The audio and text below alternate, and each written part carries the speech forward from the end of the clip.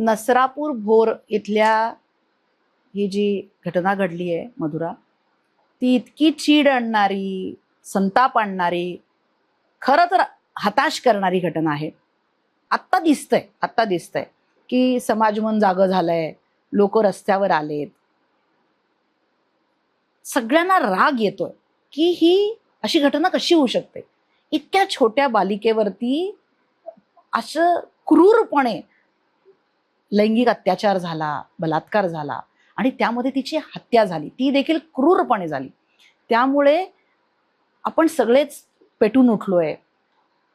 पण हे सगळं होताना असंही वाटतं की खरोखर न्याय मिळेल का त्या बालिकेला, आणि अशा घटना परत होणार नाहीत ना, किंवा अशा बालिकेंचा जो लैंगिक अत्याचार होतोय मानुषपणे होतोय, तर अशा घटनांना प्रकाशात आणून कायद्यापर्यंत, न्यायापर्यंत त्यांना आपण नेऊ शकतो का, याच्याबद्दल ना थोडी आपण एक चर्चा करून लोकांपर्यंत, काही खूप प्रश्न पडलेत लोकांना की खरोखर कायदा कसा आहे, याचा न्याय प्रक्रिया कशी चालते, आपण पोलिसांपर्यंत कसं जायचं असतं, आणि मग हे पोलिसांपर्यंत जाऊन आरोपपत्र म्हणजे कसं होतं, याचे पुरावे कसे गोळा केले जातात, याची एक ना आपण सुलभ चर्चा लोकांपर्यंत पोचवावी असं मला वाटतं. मला तर असं वाटलं होतं की निर्भया जेव्हा मॅडम हे प्रकरण जेव्हा झालं, निर्भयानंतर जेव्हा सगळं कॅन्डल मार्च झालं, लोक रस्त्यावरती उतरली आणि इतका आक्रोश व्यक्त केला, इतका संताप सगळ्यांनी व्यक्त केला, त्यावेळेला असं वाटलं होतं की ही पुन्हा घटना घडणार नाही, हे आता संपलं, आता पुन्हा अशा घटना घडणार नाही. तसं होत नाही मधुरा. खरं कसं असतं माहितीये का मधुरा, कसं असतं की आपल्यापर्यंत येणाऱ्या घटना आहेत ना, ह्या 100 जवळपास मला असं वाटतं की 30% येत असतील. बाकी 70% घटना प्रकाशातच येत नाहीत, गुन्हे दाबून टाकले जातात. ते म्हणजे समाजात मध्ये आपलं नाचक्की होईल किंवा कसं बोलू, आई वडील कदाचित विश्वास ठेवणार नाहीत आपल्यावरती, समोरचा बलाढ्य असतो, पैसेवाला असतो, पोलीस यंत्रणा त्या मनाने जे काही त्यांनी कॉपरेशन करायला पाहिजे. आज हे सगळ्यांनी उचलून धरलेलं प्रकरण आहे म्हणून पोलीस करतायत, एवढ्या तत्परतेने काम करतायत का, असाही प्रश्न लोकांच्या मनात येतो. सगळ्यात आधी पहिल्यांदा पुरावे गोळा करणं पोलिसांना ही खूप जिकिरीची बाब असते. लोक येत नाहीत, आपण मग अशी म्हटलं तर साक्षीदारच पुढे येत नाहीत. तर मग असे साक्षीदार लवकरात लवकर गोळा करून लवकरात लवकर त्यांचे तोंडी जबाब घेणं, त्याच्यानंतर बाकीचं तपास करणं, वैद्यकीय तपास असतो ह्याच्यामध्ये, असा सगळा गोळा करून लवकरात लवकर जेव्हा आरोपपत्र तयार केलं जातं तेव्हा त्याला ठोस एक वजन येतं. कारण जितकं विलंब होईल तेवढे साक्षी पुरावे मिटतील, संपुष्टात येतील. मग ते न होण्यासाठी पोलीस देखील कार्य लवकर करतात आणि लवकरात लवकर चार्जशीट कोर्टापर्यंत येते. चार्जशीट म्हणजे काय असतं, किंवा याच्यामध्ये फास्ट ट्रॅक कोर्ट, नुसतंच फास्ट ट्रॅक कोर्ट, पण फास्ट ट्रॅक कोर्ट खरंच फास्ट ट्रॅक मध्ये काम करतं का, आणि ते कशा पद्धतीने चालतं, मला असं वाटतं ह्याच्याबद्दल सुद्धा आपल्याला बोलणं फार गरजेचं आहे. माहितीये का की या कायद्याअंतर्गत विशेष न्यायालयांची स्थापना झाली. विशेष न्यायालय म्हणजे that is a fast track court. हो, फास्ट ट्रॅक कोर्ट, बरोबर. जलद गती न्यायालय ही, की ज्याच्यामध्ये कसं असतं माहितीये का की विशेष न्यायालयांची तर स्थापना झालीच या कायद्याअंतर्गत, पण याच्यामध्ये काम करणारे सरकारी वकील सुद्धा विशेष सरकारी वकील असतात. जर तू कोर्टात बघितलंस ना, या कायद्याअंतर्गत पोक्सोच्या अंतर्गत जे कोर्ट्स आहेत ना, ती देखील बालकांना आपलीशी वाटतील. म्हणजे जणू काही ना, आपण कोर्टात गेलो ना तर त्यांना असं वाटेल की मी माझ्या शाळेतच आलोय. अच्छा. मग कोर्टात गेल्यानंतर काय होतं, तर केस जेव्हा सुरू होते ना मधुरा, तेव्हा काय होतं की कोर्टाची कामकाज कसं चालतं, तर सगळ्यात महत्वाचं म्हणजे अशा बालिका, अत्याचारग्रस्त बालिकांचं नाव प्रसिद्ध करता येत नाही. ही गोपनीयता पाळावी लागते. जर तसं प्रसार माध्यम हल्ली काय करतं, तर शेजार पाजारांची नावं टाकून देतात, आई वडिलांची नावं, त्यांचे पत्ते दिले जातात, शाळांची नावं दिली जातात. तेव्हा क्लू मिळतो लोकांना की अरे हा बालक असेल, आणि मग त्या बालकाचं नाव जर प्रसिद्ध केलं तर तो दंडनीय गुन्हा आहे. त्याचा फोटो प्रसिद्ध करणं किंवा त्याचं नाव प्रसिद्ध आणि ते करणे. का करू नये त्याच्या मागे सुद्धा एक महत्वाचं कारण आहे की त्याचं नाव एकदा प्रसारित झालं किंवा ते कळलं की हे बालक आहे किंवा ही ती बालिका आहे, तर भविष्यामध्ये त्याच्याबरोबर अगदी, जे अगदी, बघण्याचा अगदी. आजही आपला जो दृष्टिकोन आहे तो हो ना, फार तसंच आहे. बदलला जातो, समाजाचा नाही, दृष्टिकोन नाही, बदलला ते तर जातो आणि अनेक प्रश्न त्याला फेस करावे लागतात, आपण असं म्हणूयात. म्हणून ते गोपनीयता हे पाळायची तर फार पुढचं झालं. आज या लहान वयात एकतर त्याच्यावरती हा आघात झालाय, अत्याचार झालाय, त्यातून तो अजून बाहेर नाही पडलाय आणि लोक जर त्याच्याकडे त्याच दृष्टीने बघायला लागतील तर तो कधीही आघात तो विसरू शकणार नाही. तो व्रण त्याच्या आयुष्यातला जाणारच नाही. म्हणून त्या बालकाला सुरक्षित वाटावं ह्याच्यासाठी हा सगळा प्रयत्न आहे. त्यामुळे एकतर त्याचं नाव प्रसिद्ध करता येत नाही. दुसरी महत्वाची गोष्ट म्हणजे तो जेव्हा कोर्टात येतो ना तेव्हा आरोपी कधीही त्याच्या समोर जात नाही. अच्छा. आरोपी कधीही आणि जात इतर नाही समोर. गुन्ह्यांमध्ये आरोपी हा कोर्टामध्ये बसलेला असतो, हा पण त्याच्या या समोर ह्याच्यामध्ये कधीही गुन्हा जात नाही, वगैरे कधीही बसत जात नाही. नाही. त्यामुळे नाहीतर त्याला परत ते आठवणी येतील, अगदी तो बरोबर. परत घाबरेल आणि तो बोलू शकणार नाही त्या गुन्ह्याबद्दल, आपल्यावर झालेल्या अत्याचार बद्दल. म्हणून ही सगळी गोष्टी या बालकाच्या संरक्षणासाठी हा कायदा इतका हे करतो ना, कवचकुंडल आहे कायदा म्हणजे. तर म्हणून तो कायदा तसा केला गेलाय. मग तो कोर्टात गेल्यानंतर ते जे सगळे पुरावे समोर येतात आणि सगळ्यात महत्वाची गोष्ट, ज्या भारतीय दंड संहिता किंवा भारतीय न्याय संहिताच्या पलीकडे झालेले सगळे कायदे आहेत ना, ते सगळे असंच म्हणतात आणि हाही कायदा असंच म्हणतो की इथे कायद्यांनी किंवा पोलिसांनी सिद्ध करायचं नसतं की तू गुन्हा केलास, आरोपींनी सिद्ध करायचं असतं की मी गुन्हा केलेला नाही. हो, कारण क्रिमिनल लॉ प्रमाणे काय म्हणतो की प्रत्येक वेळेला आरोपी हा निर्दोष आहे आणि ज्यांनी फिर्याद नोंदवली आहे, सरकार पक्ष आपण असं म्हणतो, त्यांनी गुन्हा सिद्ध करायचा आहे की हा आरोपी हा खरंच आरोपी आहे. पण या केसेसमध्ये हे इथे तसं नाही. इथे आरोपीने सिद्ध करायचंय की मी निर्दोष आहे, असं आहे. फार महत्वाचं आहे. फार महत्वाचं आहे. त्याच्यानंतर असं आहे की जिथे म्हणजे आता जलदगती न्यायालय आपण जे म्हणतो, तर तिथे लवकरात लवकर हे आपण न्याय प्रक्रिया पूर्ण करण्यासाठी साक्षी पुरावे दिले जातात आणि ठराविक मुदतीमध्ये जितक्या जलद होईल, जितक्या लवकर होईल, तितक्या लवकर हे खटले चालले जातात. मॅडम, आता हे नसरापूरचं हे जे प्रकरण घडलंय आणि त्याच्यामध्ये या बालिकेचा तिची हत्या देखील झाली आहे, या प्रकरणामध्ये या लहान मुलांचा जो काही कायदा लागतोय त्याच्या व्यतिरिक्त अजून कुठला कायदा लागतो? शिक्षेची तरतूद काय आहे ते पण फार महत्वाचं आहे. कसं आहे माहितीये का की जेव्हा बलात्कारासारखा अत्याचार होतो आणि जेव्हा बालक बालिका 16 वर्षांपेक्षा लहान असेल तेव्हा जन्मठेपेची शिक्षेची तरतूद आहे. जेव्हा बालक बालिका 12 वर्षांपेक्षा खाली आहे, मगाशी 16 वर्षांपेक्षा जर असेल तर जन्मठेप आहे. 12 वर्षांपेक्षा लहान असलेल्या बालक बालिकेवरती जर असा अत्याचार झाला, बलात्कार झाला, तर जन्मठेप आणि फाशीच्या शिक्षेची तरतूद आहे. पण यामध्ये मला एक असं वाटतं, हा जो कोण नराधम आहे हा हॅबिच्युअल आहे, ह्यानी पूर्वी देखील असे गुन्हे केलेले आहेत. मग अशा वेळेला हा जर हॅबिच्युअल ऑफेंडर आपण जे म्हणतो असल्यामुळे त्याला फाशीची शिक्षा, कारण लोकांच्या मनात इतका संताप आहे की त्याला आमच्या हातात द्या, नाही तर तुम्ही त्याला फास्ट ट्रॅक कोर्टमध्ये फाशी तरी द्या, आम्हाला दुसरी कुठलीही शिक्षा नाही. नको, हेच त्यांच्या डोक्यात आहे. या तर घटनेमध्ये, या गुन्ह्यामध्ये तर त्याला फाशी आहेच. ते फाशी आहेच आणि ती मिळाली, फाशीची शिक्षा आहेच, म्हणजे तरतूदच फाशीची आहे. तर सगळ्यात महत्वाचं म्हणजे आता तू खूप चांगला मुद्दा काढलास की तो सराईत गुन्हेगार आहे, हॅबिच्युअल ऑफेंडर आहे, सराईत गुन्हेगार आहे. याच्या पूर्वीचे देखील त्याच्यावरती गुन्हे आहेत.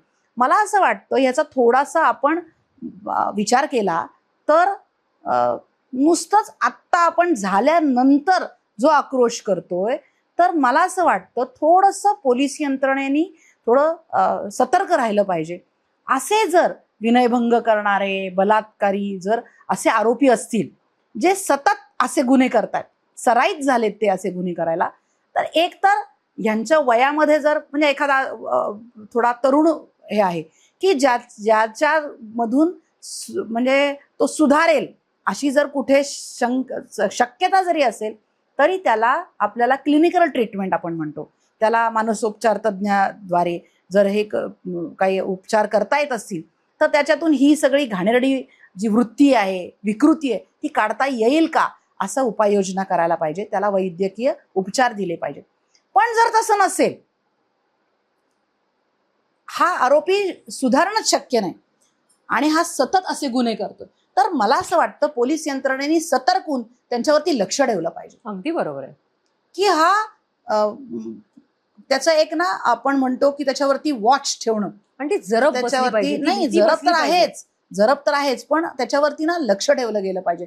असा एक ना वेगळा सेल तयार केला गेला पाहिजे अशा आरोपींसाठी, हे जे सतत विनयभंगाचे गुन्हे, बलात्काराचे गुन्हे असे करतात आणि ते बेलवरती सुटतायत किंवा पॅरोलवरती सुटतायत. ह्याच्यावरती सुटतायत, शिक्षा भोगून सुटलेत, पण किंवा निर्दोष सुटका झाली, पण तसे आहेत त्यांच्यावरती गुन्हे.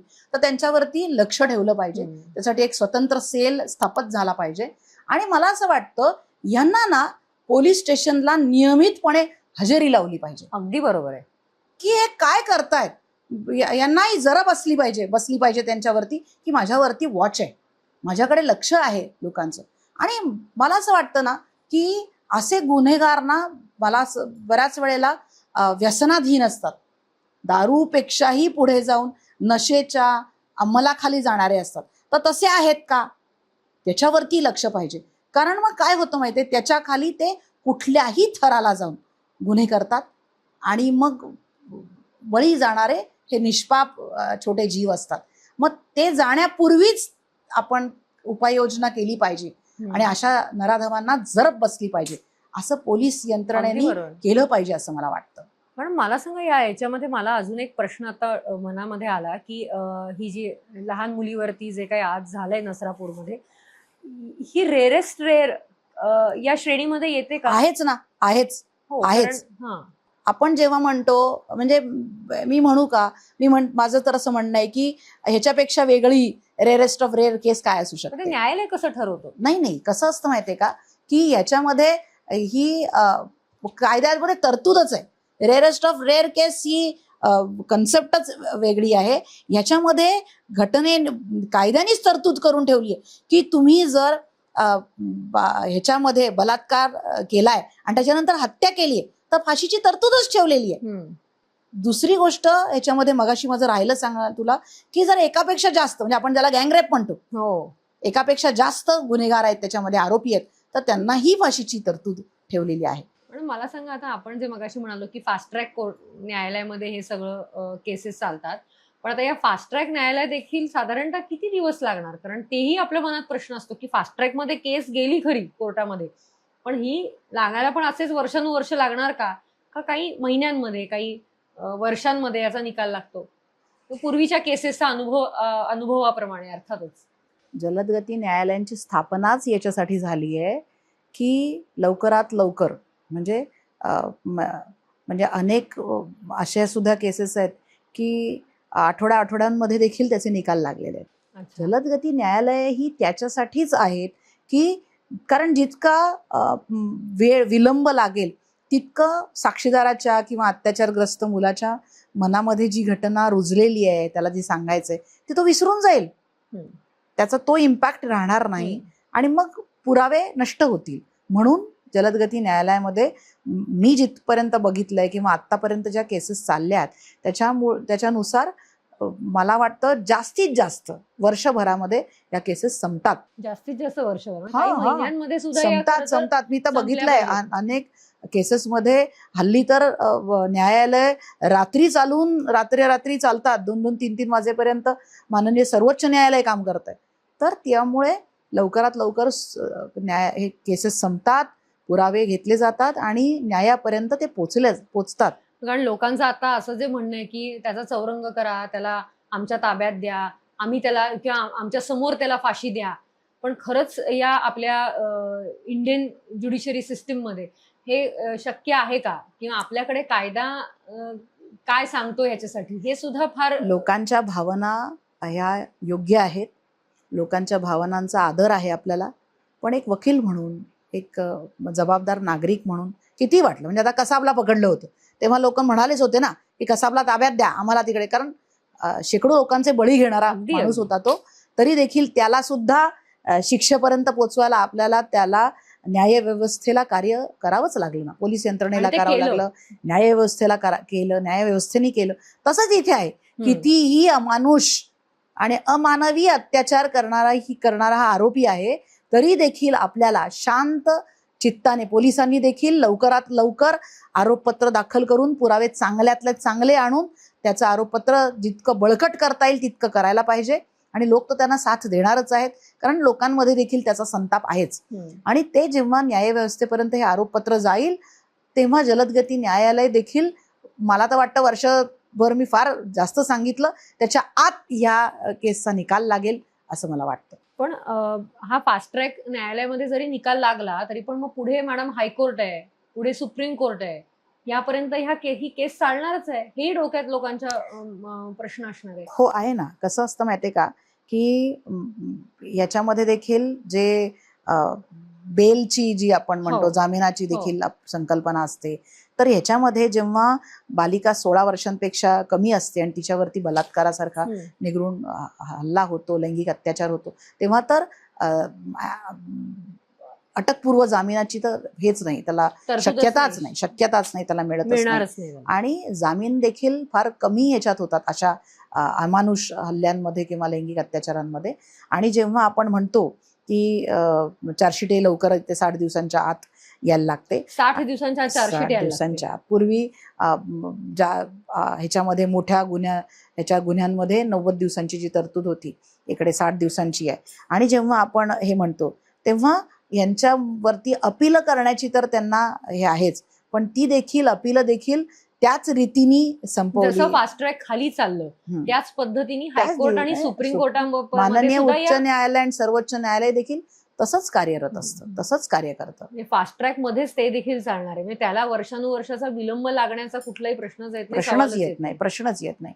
त्यामुळे मला असं वाटतं की आता ही जी घटना आहे, आता निर्भया प्रकरणानंतर जे भारतीय दंड संहितेमध्ये बदल झाले, त्याच्यानंतर देखील अनेक घडत आहेत, अमेंडमेंट्स होत आहेत, तरतुदी होत आहेत, नवीन कायदे झाले. ह्याच्यामुळे जास्तीत जास्त संरक्षण कसं अत्याचारग्रस्त बालक बालिकांना देता येईल, किंवा 18 वर्षांच्या वरती देखील स्त्रियांवरती असे अत्याचार होत असतील त्यांना देखील कसं संरक्षण देता येईल ह्याच्यावरती, किंवा पूर्वीची ह्या गुन्ह्यांची व्याप्ती खूप छोटी होती, ती व्याप्तीही वाढवली गेली. पूर्वी एखाद्या व्यक्तीने नुसतं बघितलं, पाठलाग केला, अश्लील शेरे केले तर ते त्या गुन्ह्यांमध्ये येत नव्हते, पण ते देखील निर्भया प्रकरणानंतर ते आलेत. त्यामुळे मला असं वाटतं आपला कायदा परिपक्व होतोय, प्रगल्भ होतोय, आणि त्यामुळे अशा गुन्ह्यांमध्ये असणाऱ्या नराधमांना कठोर शिक्षा देण्यासाठी आपण सक्षम आहोत असं मला वाटतं. न्यायव्यवस्था आणि पोलीस यंत्रणा दोन्हीही सक्षम आहेत असं मला वाटतं. आणि मला अजून एक म्हणजे मी जसं तुमच्याशी बोलत जाते तसं माझ्या मनात वेगवेगळे प्रश्न येत आहेत. मला असं वाटतं या आरोपींना दोषी ठरवण्यासाठी कोणकोणते पुरावे महत्वाचे असतात, म्हणजे एखाद्या आता याच्यामध्ये तर तिचा मृत्यू झालाय, म्हणजे बलात्कार झालाय नसरापूरच्या केसमध्ये आणि त्याच्यानंतर तिचा मृत्यू म्हणजे तिला ठार मारण्यात आलंय. मग या केसेसमध्ये कोणकोणते पुरावे महत्वाचे आहेत, मला तेही माझ्या डोक्यात तो एक प्रश्न सतत येत होता. पुराव्यांचा कायदा ही तेवढाच प्रगल्भ आहे, महत्वाचा आहे, की ज्याच्यामध्ये प्रत्यक्षदर्शी साक्षीदार, अप्रत्यक्षदर्शी साक्षीदार, सर्कमस्टन्शियल एव्हिडन्स आपण म्हणतो, की प्रत्यक्ष नाही बघितला तरी देखील बाकीच्या घटनांनुसार किंवा बाकीच्या पुराव्यांवरून आपण त्या गुन्हेगाराला शिक्षेपर्यंत पोहोचवू शकतो असं आहे. मी जर त्या बालिकेला, म्हणजे आता एखादी अशी घटना झाली की आरोपी त्या बालिकेबरोबर किंवा बालकाबरोबर जाताना जरी बघितला, जे सीसीटीव्ही फुटेज मध्ये दिसतंय तिच्या बरोबर तो आहे, ती मुलगी त्याच्याबरोबर चालती आणि तो तिच्या बरोबर गेलेला आहे पुढे, आणि त्याच्यानंतर ती बालिका तिची हत्या झाली.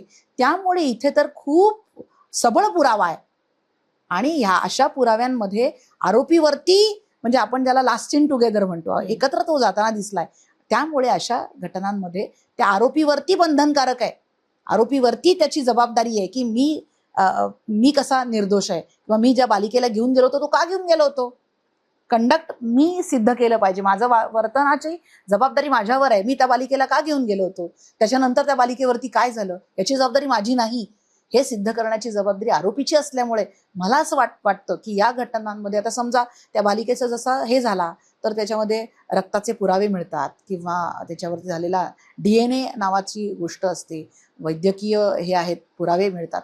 त्यामुळे अशा घटनांमध्ये आरोपी सुटून जाणं हे मला वाटतं अत्यंत कमी शक्यता उरते अशा याच्यामध्ये. कारण आता पूर्वीसारखं हे नाही, आपला जो वैद्यकीय तपास देखील किंवा हे देखील खूप प्रगल्भ झाला आहे, हे झालेला आहे. त्यामुळे आज विविध रीतीने आपण पुरावे जे पोलीस यंत्रणा गोळा करते आणि ते सिद्धतेपर्यंत नेते. त्यामुळे अशा गुन्हे या नसरापूरमध्ये देखील असे अनेक पुरावे पोलिसांकडे आहेत की ज्यामुळे आपल्याला कायदा हातात न घेता या आरोपीला आपण फाशीपर्यंत पोहोचवू शकणार आहोत, एवढी खात्री वाटते आपल्याला. यामध्ये ना मॅडम मला असं वाटतं की जे साक्षीदार पुढे येऊन बोलतायत, काही जण आहेत की ज्यांनी तिला शेवटचं खेळताना बाहेर बघितलं होतं, ते काही साक्षीदार आहेत, किंवा हा हॅबिच्युअल आहे याच्यासाठी पूर्वी काही ज्या काही घटना घडलेल्या आहेत ती काही लोक असतील, किंवा जिथे ही घटना घडली तिथले पंचनामे असतील, जसं तुम्ही आता मला म्हणालात की त्याच्यामध्ये रक्ताचे काही सॅम्पल्स घेतले जातात, PM रिपोर्ट जे आपण त्याला पोस्टमॉर्टम रिपोर्ट असतो, किंवा DNA तुम्ही मला आता म्हणला, आणि लास्ट सीन टुगेदर जे CCTV फुटेज आहे ते जे काही शेवटचं एकत्र दोघंही जाताना दिसलेले, या पद्धतीचे सगळेच पुरावे हे कोर्टामध्ये ही केस सिद्ध करताना नक्कीच उपयोगी पडणार आहे असं मला वाटतं याच्यामध्ये. पण या प्रकरणामध्ये आरोपींनी पूर्वी पण अशा प्रकारचे हे जे काही गुन्हे केले, जसं मी आता म्हटलं, ते देखील न्यायालय त्याची पार्श्वभूमी असेल बघणारच ना, बघणारच पण फार महत्त्वाचं. कारण जर आरोपीचं वर्तनच तसं असेल म्हणजे तो तसाच त्याच वृत्तीचा आहे, विकृत वृत्तीचा आहे, तर ती देखील गोष्ट काउंट होते आणि शिक्षा देताना आपण फाशीचीच म्हणूयात, कारण ती फार गरजेची आहे. फाशीचीच शिक्षा होण्यासाठी काय आहे, तर त्यांनी ज्या म्हणजे आपण मगाशी म्हटलं रेअरेस्ट ऑफ रेअर केस, का तर ज्या थंड वृत्तीने त्यांनी त्या बालिकेला घेऊन गेला, तिच्यावर अत्याचार केला आणि त्याच्यानंतर ज्या क्रूर रीतीने त्यांनी तिचं हत्या केली हे बघता ही घटना फाशीपर्यंत, म्हणजे किती वेळा फाशी द्यायची इतकं फक्त उरेल, इतकं अमानुष कृत्य आहे ते. आणि त्यामुळे कायदा त्याला कुठली शक्यताच उरणार नाही की त्याला फाशीपासून तो वाचेल. पण मॅडम मला सांगा याच्यामध्ये की तुमच्या या 20-30 वर्षाच्या या क्रिमिनल प्रॅक्टिसच्या अनुभवात ना तुम्हाला असं वाटतं का की समाजामधली ही परिस्थिती सुधारतीये, काही अजूनच वाईट? नाही, मला तर असं वाटतं वाईट होत चालली आहे. कारण सोशल मीडिया नावाची एक वाईट गोष्ट आहे की जी प्रचंड प्रमाणात म्हणजे एड्स सारखी किंवा याच्यासारखी पसरतीये, की ज्याच्यामुळे म्हणजे जे आधीच विकृत असलेले हे गुन्हेगार आहेत ते जास्त विकृत होत आहेत आणि त्याच्यामुळे अत्याचार जास्तीत जास्त घडत आहेत. आपल्याला का कायदे करण्याची हे येते, तर जरब बसणं खूप गरजेचं आहे अशा अत्याचारी वृत्तीच्या हे गुन्हेगारांवरती, की ज्याच्यामुळे त्यांना असं वाटेल की आपण जर असे गुन्हे केले तर आपल्याला कठोरातली कठोर शिक्षा होणार आहे. त्याच्यामुळे परत परत जे गुन्हे घडत आहेत, म्हणजे असं नाही आहे की आज निर्भया प्रकरण झालं आणि संपलं, हे नरसरापूरचं प्रकरण झालं आणि संपलं, नाही, तर हे गुन्हे वाढतायत.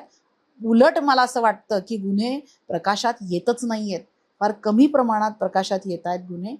आणि सगळ्यात महत्त्वाची बाब की असे गुन्हे घडल्यानंतर ज्या बालकांना आपण जे संरक्षण प्राप्त व्हायला पाहिजे, कारण गुन्हे घडले, शिक्षा झाली म्हणजे संपलं नाही, तर त्या बालकांचं पुनर्वसन होणं अत्यंत गरजेचं आहे. आणि ते पुनर्वसन करताना म्हणजे आता कसं आहे माहिती आहे का की अनेकदा ना आर्थिकदृष्ट्या कमजोर असतं ते बालक, त्याच्या घरातले कमजोर असतात, ते तिथपर्यंत जात नाहीत, मग त्यांना देखील आर्थिक सहाय्य भरपाई माननीय न्यायालय देतं.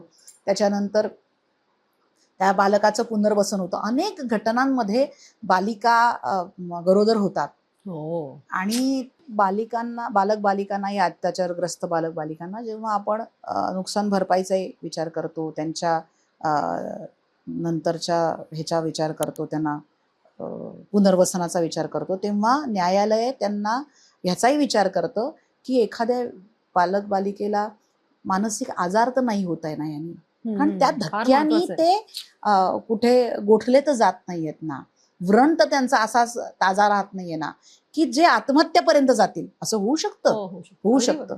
त्याच्यानंतर अनेक जीवघेणे आजार देखील या बालक बालिकांना या अत्याचारामुळे म्हणजे एड्स सारखे आजार होण्याची शक्यता असते.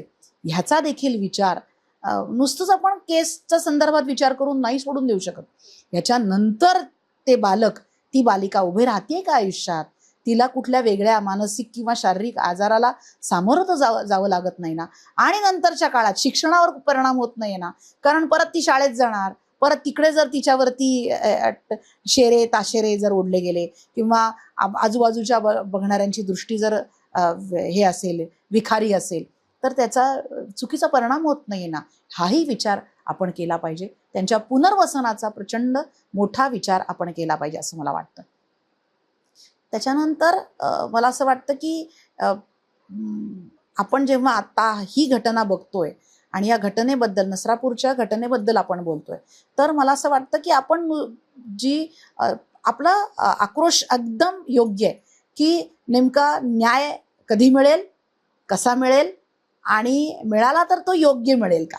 आता हाही मॅडम एक प्रश्न लोकांच्या मनात येतो कायम, की कोर्टामध्ये गेलं की तारीख पे तारीख, एक तर वकील तरी तारखा घेतात किंवा न्यायव्यवस्था तरी मागे पडते आणि त्याच्यामध्ये काही ना काही ते कारण काढून नुसत्या तारखा पडतात आणि फक्त या सगळ्या प्रक्रियेला विलंब होतो.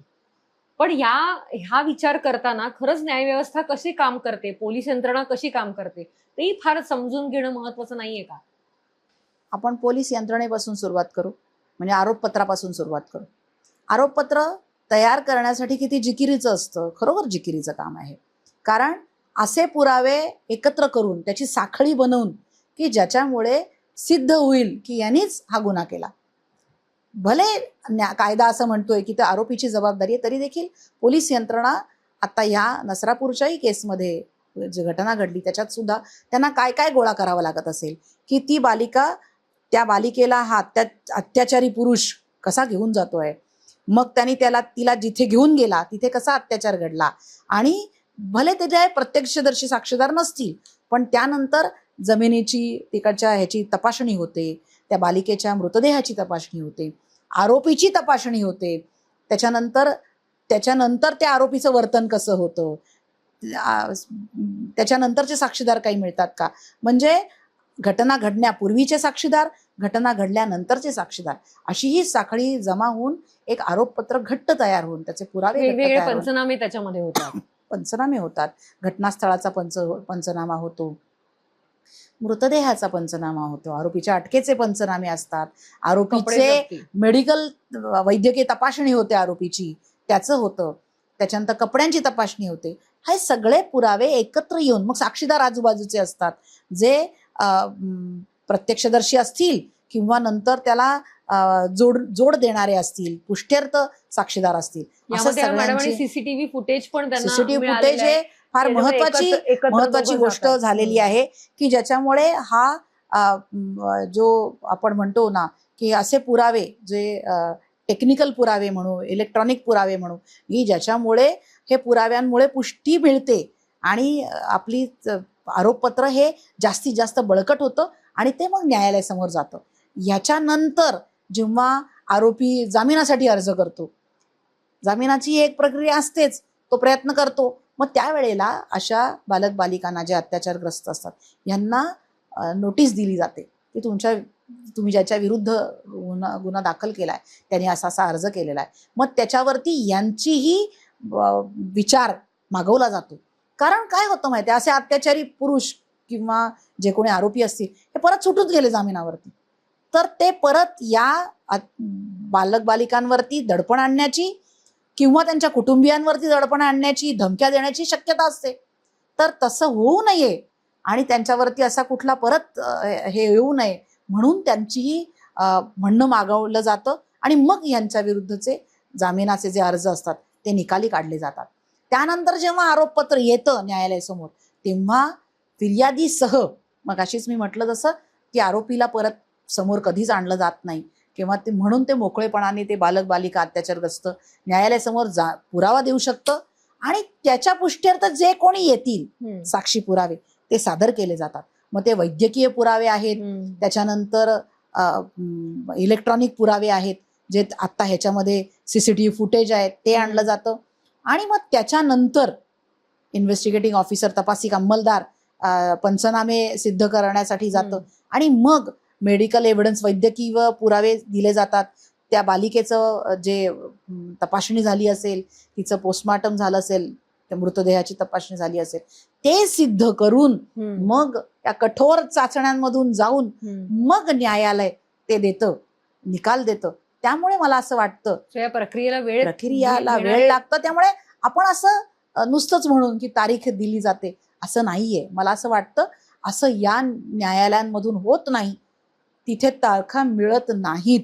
जेव्हा साक्षीदार न्यायालयात येतात तेव्हा त्यांना उलट तपास घेतल्याशिवाय वकिलांना सुद्धा तारीख दिली जात नाही. त्यामुळे हे जे आपली जी मानसिकता झाली आहे की न्यायालय तारीख देतं किंवा वकील तारीख घेऊ शकतात, असं होत नाही. इथे दिवस म्हणजे मला असं तर म्हणावं असं वाटतं, रोजच्या दिवस रोज तारखा देऊन सुद्धा अनेक न्यायालय केसेस चालवतं आणि न्यायापर्यंत येतं असं मला वाटतं. मधुर, या घटनेबद्दल, या तपासकामाबद्दल आपण जितकं बोलू तितकं कमी आहे. तपासकाम प्रगतीवर असल्यामुळे आपण फार नाही बोलू शकत किंवा ते चुकीचं होईल. पण मला असं वाटतं प्रत्येकाची इच्छा हीच आहे की लवकरात लवकर तपासकाम पूर्ण होऊन आरोपपत्र सादर व्हावं आणि या नराधमाला कठोरातली कठोर शिक्षा म्हणजे फाशी लवकरात लवकर व्हावी आणि त्या बालिकेला न्याय मिळावा.